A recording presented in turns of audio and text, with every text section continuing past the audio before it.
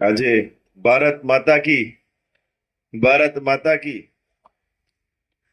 આજે run for યુનિટીની ઉપસ્થિતિમાં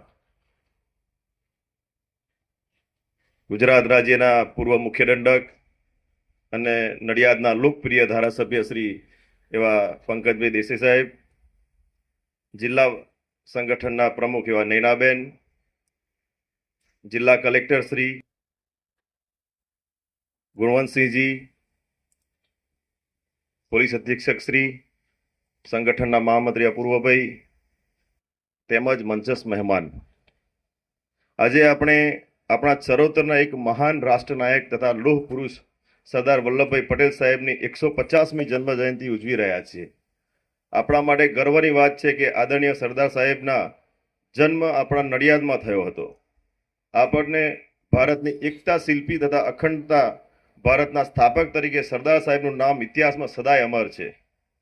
તેમણે રાજ્યના વિલીનીકરણ દ્વારા તત્કાલીન 562 રજવાડાઓને એક સૂત્ર બાંધી અને અખંડ ભારતનું નિર્માણ કર્યું તથા સરદાર પટેલ સાહેબે હંમેશા કહેતા કે માનવ જાતિ સૌથી મોટી શક્તિ એકતા છે.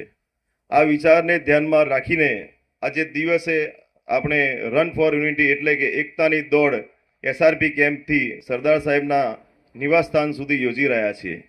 આ દોડ માત્ર શારીરિક કસરત નહીં પણ આપણા રાષ્ટ્રની એકતા, અખંડતા અને ભાઈચારા પ્રત્યેનો સંકલ્પ છે. આજે આપણે આપણા આ દોડમાં ભાગ લઈ રહ્યા છીએ ત્યારે આપણા મનમાં એક સંદેશ ગુંજવો જોઈએ, એક ભારત શ્રેષ્ઠ ભારત. આપણે સૌ સાથે મળી આ સંદેશને જીવનમાં ઉતારવાનો સંકલ્પ કરીએ છીએ.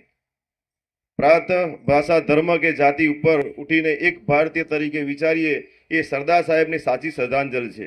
મિત્રો, આજે રન ફોર યુનિટીના માધ્યમથી આપણે દેશને એકતાનો સંદેશ આપીએ છીએ તથા સરદાર સાહેબને અવિસ્મરણીય કાર્યને નમન કરીએ છીએ. જય સરદાર, જય હિન્દ, જય જય ગરવી ગુજરાત, ભારત માતા કી જય.